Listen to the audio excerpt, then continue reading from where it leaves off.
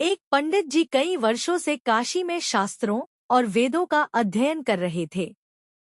उन्हें सभी वेदों का ज्ञान हो गया था। पंडित जी को लगा कि अब वह अपने गांव के सबसे ज्ञानी व्यक्ति कहलाएंगे। उनके अंदर घमंड आ गया था। अगले दिन पंडित जी अपने गांव जाने लगे। गांव में आते ही एक किसान ने उनसे पूछा, क्या आप हमें बता सकते हैं कि हमारे समाज में लोग दुखी क्यों हैं?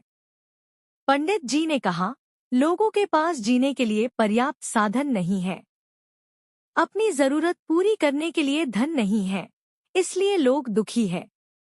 किसान ने कहा, परंतु पंडित जी, जिन लोगों के पास धन दौलत है वह लोग भी दुखी है। मेरे पास धन संपत्ति है, फिर भी मैं दुखी हूँ क्यों?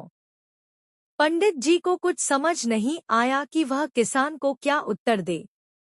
किसान ने कहा कि वह आपको अपनी सारी संपत्ति दान कर देगा अगर आप उसके दुख का कारण पता करके उसे बता दे तो।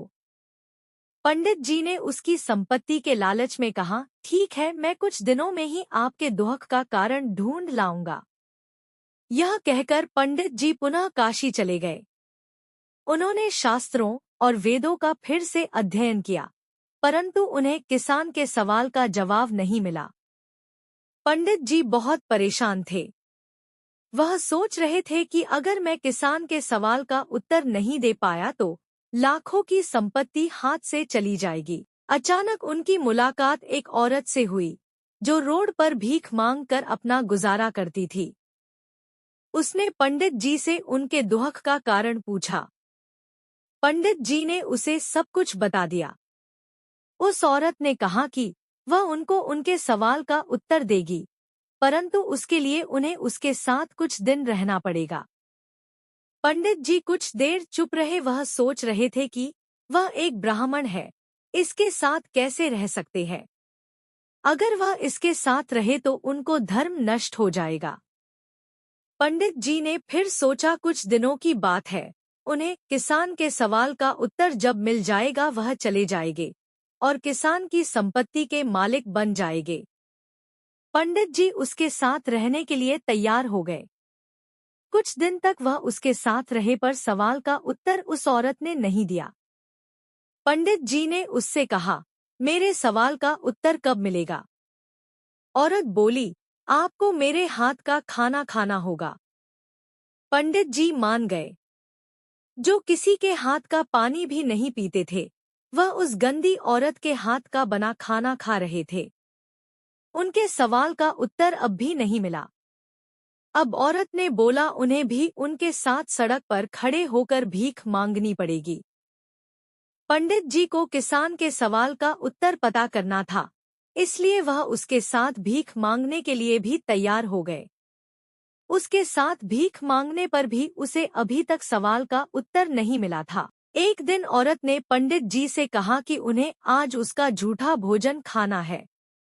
यह सुनकर पंडित जी को गुस्सा आया और वह उस पे चिल्लाए और बोले, तुम मुझे मेरे सवाल का उत्तर दे सकती हो तो बताओ।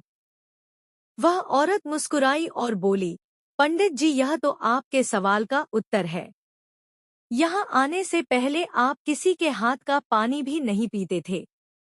मेरे जैसी औरतों को तो आप देखना भी पसंद नहीं करते थे, परंतु किसान की संपत्ति के लालच में आप मेरे साथ रहने के लिए भी तैयार हो गए। पंडित जी, इंसान का लालच और उसकी बढ़ती हुई इच्छाएं ही उसके दुख का कारण है, जो उसे वह सब कुछ करने पर मजबूर कर देती है जो उसने कभी करने के लिए सोचा भी नहीं होता। हमें इतनी भी लालच नहीं करना चाहिए कि हम हमारा आत्मसम्मान खो बैठे। धन, सुख, संपत्ति आनी जानी है, पर आपका सम्मान आपके जाने के बाद भी तटस्थ रहेगा। धन की लालच ना करे। वैसे तो जीवन में हमारे पास अनेकों कारण दुख के होते हैं। हमें ये नहीं मिल पाया, हमारे बच्चों को ये नहीं मिल पाया, हमें बड़ा घर का सुख नहीं मिला, हमें बड़ी गाड़ी का सुख नहीं मिला। हमारी लालच हमेशा बढ़ती ही जाती है। हमें जो मिलता है हम उसमें खुशी की तलाश नहीं करते, पर जो नहीं मिल पाता उसका हम जिंदगी भर गम पालते हैं। हमारी हालत वैसे ही है। यदि एक दांत टूट जाए तो हमारी जुबान उसी खाली दांत की तरफ ही जाएगी। हम जो 31 दांत बचे उसका आनंद नहीं उठाते। जिंदगी में लालच हमें अंधकार की ओर ले जाता है। यही हमारे घमंड का कारक भी बनता है। लालच हमें ऊंचाई से नीचे भी गिरा देता है। किसी वस्तु को पाने की मेहनत करना सफलता हो सकती है, पर किसी वस्तु की लालच कर उसको गलत तरीके से पाना हमें अपने आप को भटका सकता है। ज्यादा लालच हमारे दुहक का कारण भी बनता है। हम कल के लिए और इकट्ठा करने के लालच में आज की जिंदगी भी नहीं जी पाते।